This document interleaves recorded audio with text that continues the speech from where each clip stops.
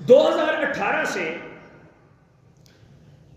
مسلم ممالک کے اندر اس چیز کو پیدا کیا گیا کہ نعوذ باللہ من ذالک اسلام نے عورت کو حقوق نہیں دیے، اور ایک انگریز، جرمن اور یورپ کی تعلیمات کے مطابق اس کے پیدا کیے ہوئے ناسور کے اوپر عمل کرتے ہوئے 7 یا 8 مارچ کے دن کو عالمی دن بنا دیا گیا کہ جس میں خواتین کے لیے اس کو سیلیبریٹ کرنے کا موقع دیا جاتا ہے۔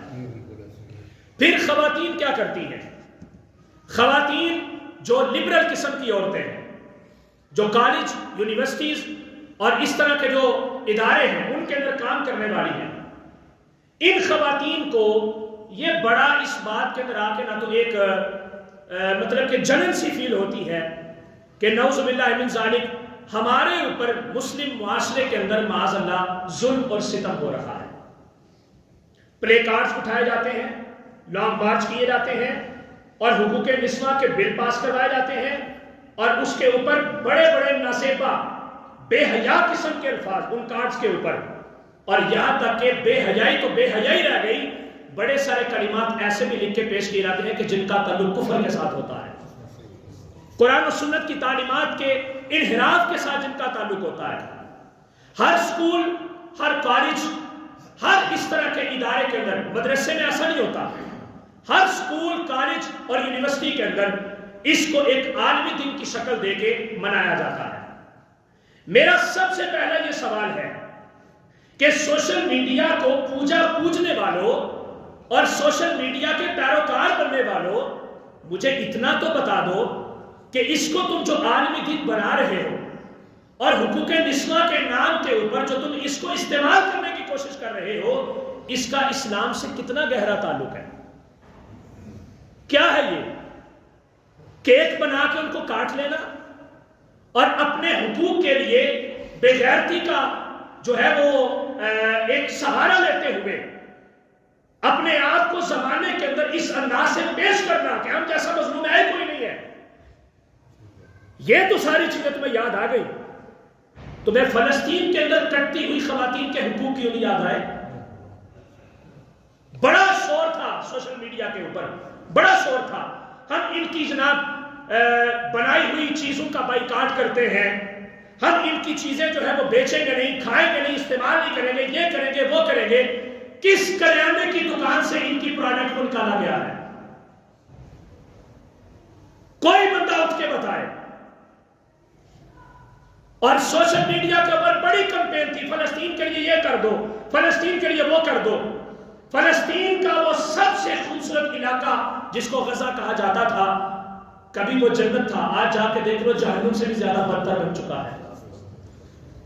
ایک نیسلے پانی کی بوتل ہم 100 روپے کی خریدتے ہیں۔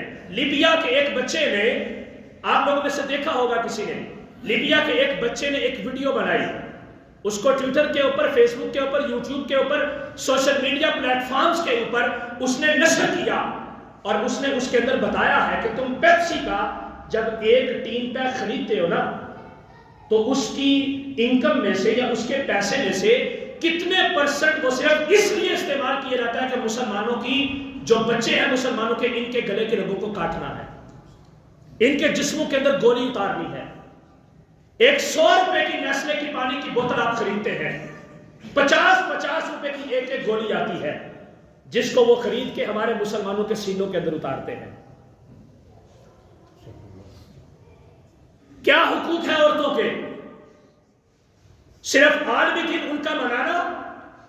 کتنے عرصے سے، ایک طویل عرصے سے تمہارے اس ملک پاکستان کی ایک مظلوم بیٹی ڈاکٹر عافیہ صدیقی انہی بے غیرتوں کے چنگل کے اندر پھنسی ہوئی ہے، اس کے لیے آواز تم کیوں نہیں اٹھاتے؟ وہاں بھی تمہیں عورتوں کے حقوق یاد کیوں نہیں آتے؟ غور کریں اپنی بچیوں کے اوپر، اپنی بیٹیوں کے اوپر، اپنی خواتین کے اوپر۔ عورت کے حقوق کا سب سے بہترین علم بردار صرف اسلام ہے۔ اگر ان کی عزت کی خاطر، اگر ان کی عصمت کی خاطر، اگر ان کی حفاظت کی خاطر اگر بات کی جائے تو پھر عورت کے لیے اسلام کے اندر رہتے ہوئے ہر دن اس کے حقوق کا عالمی دن ہے، ہر دن اس کے حقوق کا عالمی دن ہے۔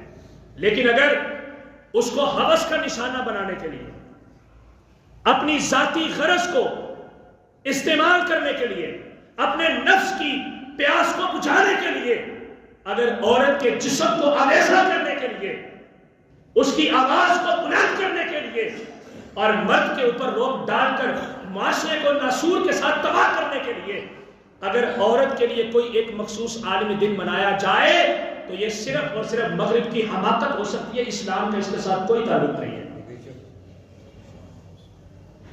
یہ تھوڑا سا غور کریں ان چیزوں کے اوپر۔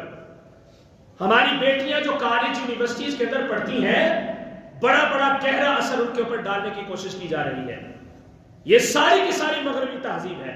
میرے مصطفیٰ کریم علیہ السلام نے عورت کے حقوق کو بیان کرتے ہوئے ارشاد فرمایا، عورت کو زندہ تردور کیا جاتا تھا۔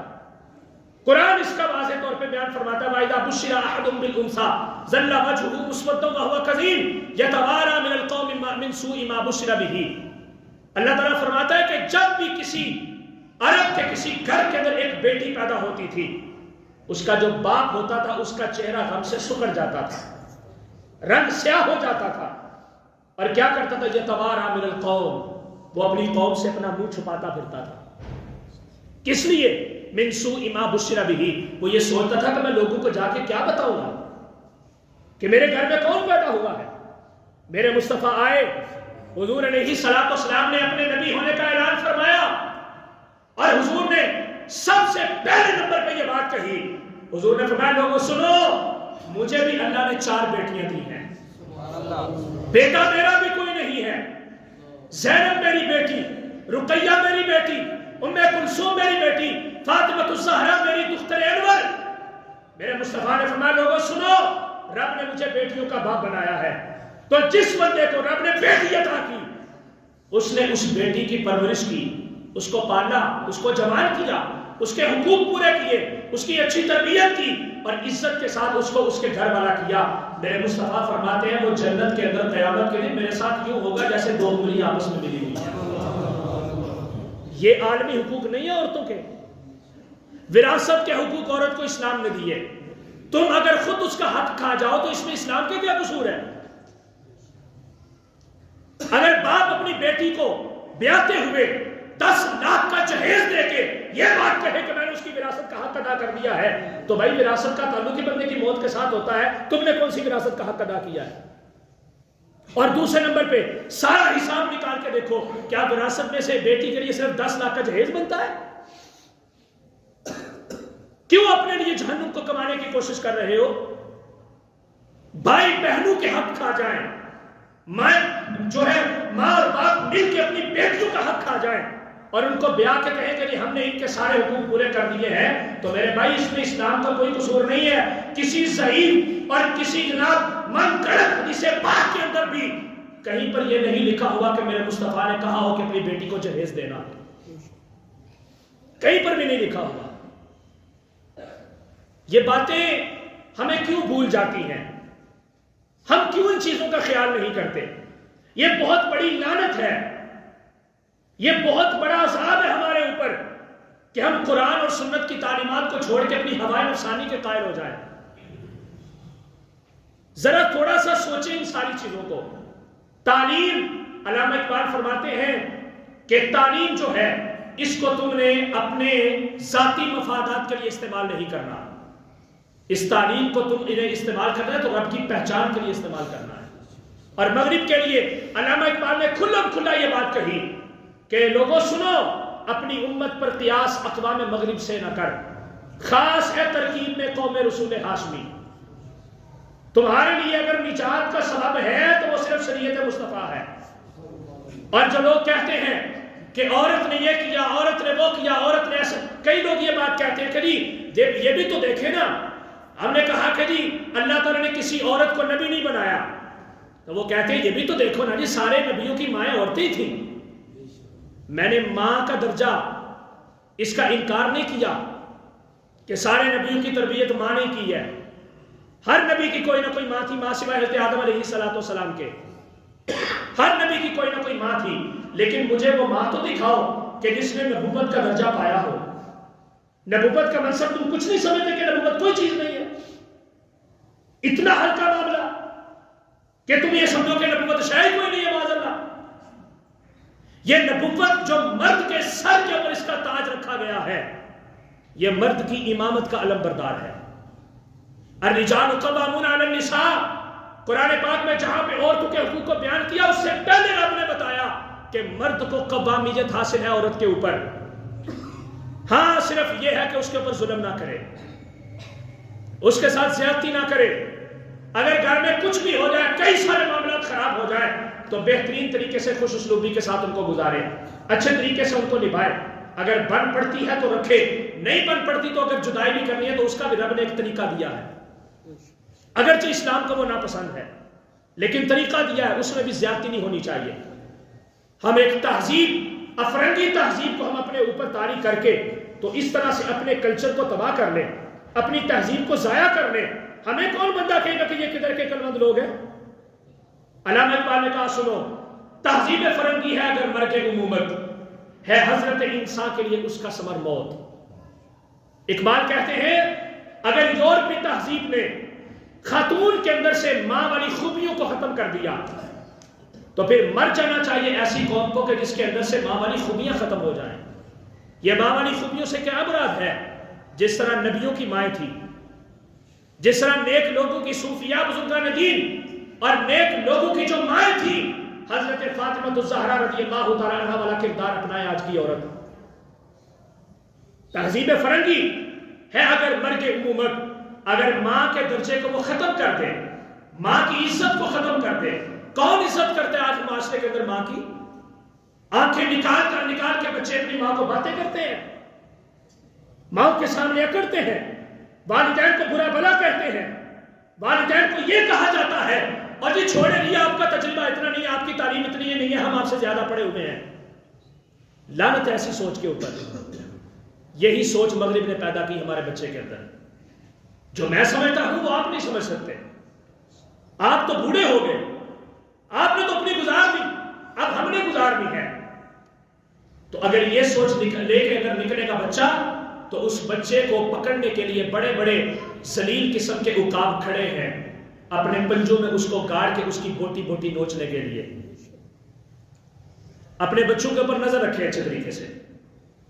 تو فرمایا کہ اگر ماں والی خوبیاں ختم ہو جائے آج کی عورت میں سے تو پھر اس قوم کو مر جانا چاہیے، چونکہ ماں ہی ایک ایسا کردار ہے جو قوم پیدا کرتی ہے، جو قوم بناتی ہے۔ اس کے اوپر مجھے ایک واقعہ یاد آ گیا، وہ بعد میں بتاتا ہوں۔ پھر کہتے ہیں جس علم کی تاثیر سے زن ہوتی ہے نازن، کہتے ہیں اسی علم کو ارباب نظر موت۔ انگلش پڑھ لی، سائنس پڑھ لی، جغرافیہ پڑھ لیا، ریاضی پڑھ لی، اور خود کو کہا کہ نہیں میرا تو اب فیشن ہے، میں تو اب شارٹ ڈریس پہنوں گی، میرے تو حقوق یہ ہے کہ کھانا خود گرم کر لو، بچے خود پیدا کر لو۔ یہ باتیں ہوتی ہیں، یہ پلے کارڈز کے اوپر لکھا ہوا سب کچھ نظر آتا ہے، سوشل میڈیا ہر بندہ دیکھتا ہے، جو سب سے بڑی لعنت بن چکا ہے۔ یہ تعلیم کا سارا اثر ہے۔ کون سی تعلیم؟ اقبال نے کہا تھا تعلیم کے نظام میں ڈال اس کی خودی کو، جو ہو جائے ملائم تو جدھر چاہے اسے پھیر۔ تعلیم کا جھانسا دو اسے، اس کو یہ بتاؤ کہ جو بندہ انگلش کے 4 لفظ بول لیتا ہے اس سے بڑا فلاسفر ہے ہی کوئی نہیں ہے۔ اس کو حقائق سے دور کر دو اور اس کو صرف وہ تصویر دکھاؤ جو ہم بنا کے ان کے سامنے پیش کرنا چاہتے ہیں۔ مشرف کو اس پلان کے لیے تیار کیا گیا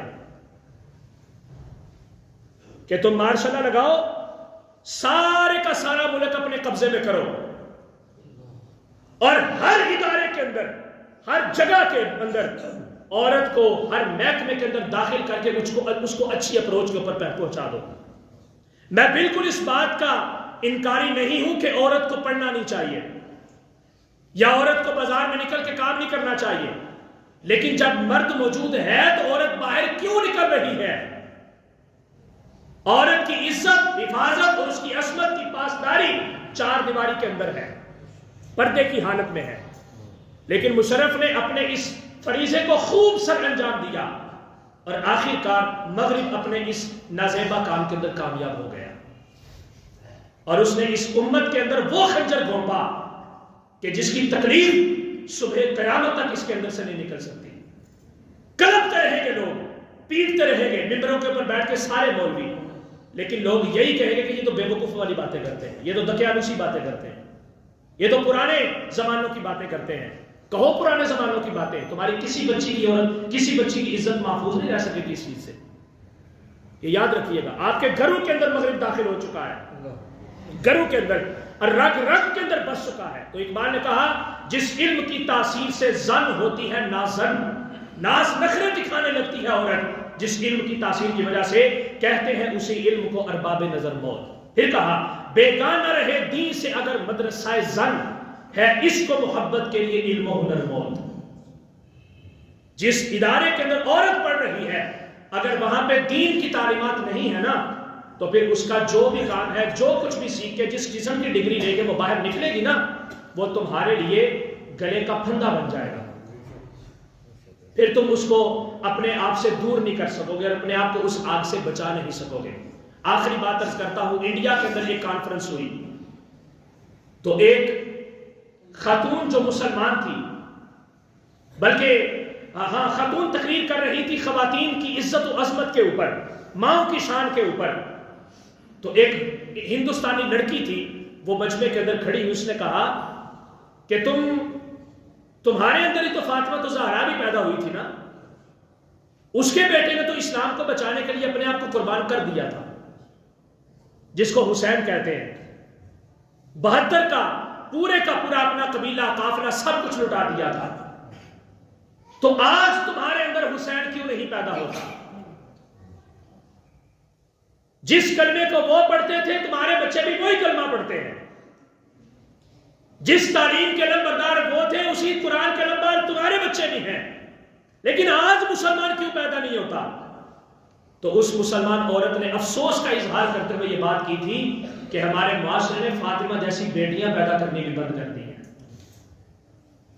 فاطمہ جیسی ماں ہوگی تو حسین جیسا بیٹا پیدا ہوگا، زینب جیسی بچی پیدا ہوگی۔ اگر فاطمہ جیسی ماں نہیں ہے تو پھر کون بتائے گا کہ شرم اور حیا کیا ہوتی ہے؟ وہ سیدہ فاطمہ الزہرا جن کے سر کے ایک بال کی سیاہی بھی آج تک سورج نے نہیں دیکھی، اور یہ کتابی باتیں نہیں ہیں، یہ حقیقت ہے ساری کی ساری، یہ کوئی جذباتی فیصلے نہیں ہیں۔ طوطی بولتا ہے آج بھی ان کا، اور اقبال کہتے ہیں کہ میرے پاس آؤ میں تمہیں فتویٰ دوں، میرے نزدیک فاطمہ الزہرا کی شان کیا ہے۔ اقبال کہتے ہیں کہ اگر مجھے شریعت کے قواعد و قوانین کا خطرہ نہ ہوتا تو میں کعبۃ اللہ کو چھوڑ دیتا، میں در فاطمہ الزہرا کے اوپر جا کے سجدہ کیا کرتا۔ اتنی عظمت ہے حضرت سیدہ فاطمہ الزہرا کی، جن کے بارے میں اقبال نے یہ کہا، وہ کوئی چھوٹی موٹی خاتون نہیں تھی۔ تو اس لیے یہ 7 مارچ 8 مارچ صرف ان دنوں کو عالمی دن بنا لینا، کوئی فادر ڈے ہے، کوئی مدر ڈے ہے، کوئی فلانا ڈے ہے، کوئی ٹمکانا ڈے ہے، لیکن کہیں پر بھی مینز ڈے نہیں ہے، کہیں پر بھی مرد کا کوئی دن نہیں ہے۔ مرد کا جو بھی دن ہے اس نے ذلت اور رسوائی کے ساتھ باہر گلی اور بازار میں نکل کے کما کے لا کے پھر اسی عورت کو کھلانا جو کہتی ہے کہ مجھے حقوق نہیں ملتے۔ اپنے آپ کو سنبھالیں، اپنا معیار دیکھیں کہ آپ مرد ہیں، مرد بنے، اور مرد اس جیسا نہیں بننا کہ جو ہٹلر تھا، مرد وہ بنے کہ جو محمد عربی صلی اللہ علیہ وآلہ وسلم تھے، جو ان کی تعلیمات کے مطابق مرد تھا۔ اس لیے ان ساری چیزوں کو دیکھیں تھوڑا سا، اور یہ سوشل میڈیا کے اوپر جو بلا تحقیق باتیں پھیلانا ہے، ماسٹر صاحب یہ تیرا بندہ پھیلاتا ہے پھر کل جواب دے گا نا، جب اس کی یدی سنگی دے وچ نہ دے کے بھی پوچھا جائے گا نا یہ ساری باتیں تم نے کہاں سے نکالی تھی، اس کے پاس کوئی ثبوت نہیں ہوگا۔ تحقیق کے میدان میں اتریں، پڑھی لکھی بات کیا کریں، پڑھی لکھی باتیں کریں اور لوگوں سے پوچھیں، پڑھیں خود، کوئی مشکل نہیں ہے آپ چیزوں کو سمجھنا اور سیکھنا۔ ہوائی باتیں نہ کیا کریں، آپ کی ایک بات کہنے سے ذرا دیکھیں تو صحیح کتنے لوگ گمراہ ہو رہے ہیں۔ اگر 5000 فالوورز ہیں آپ کے سوشل میڈیا کے اوپر، لاکھوں ملینز اور ٹریلینز کے اندر اگر آپ کو فالو کرنے والے لوگ ہیں تو آپ صرف اکیلے ذمہ دار بن رہے ہیں ان سب کی تباہی اور بربادی کا، آپ کو ان کا جواب دینا پڑے گا۔ یہ بھی بہت بڑا فتنہ ہے، بچیں ان سارے فتنوں سے اور اپنے آپ کو محفوظ رکھیں۔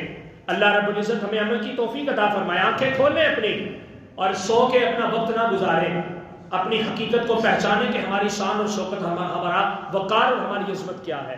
اللہ تعالیٰ مسلمانوں کے وقار کو بحال فرمائے اور ہمیں اپنی عظمت اور توقیر کو پہچاننے کی توفیق نصیب فرمائے۔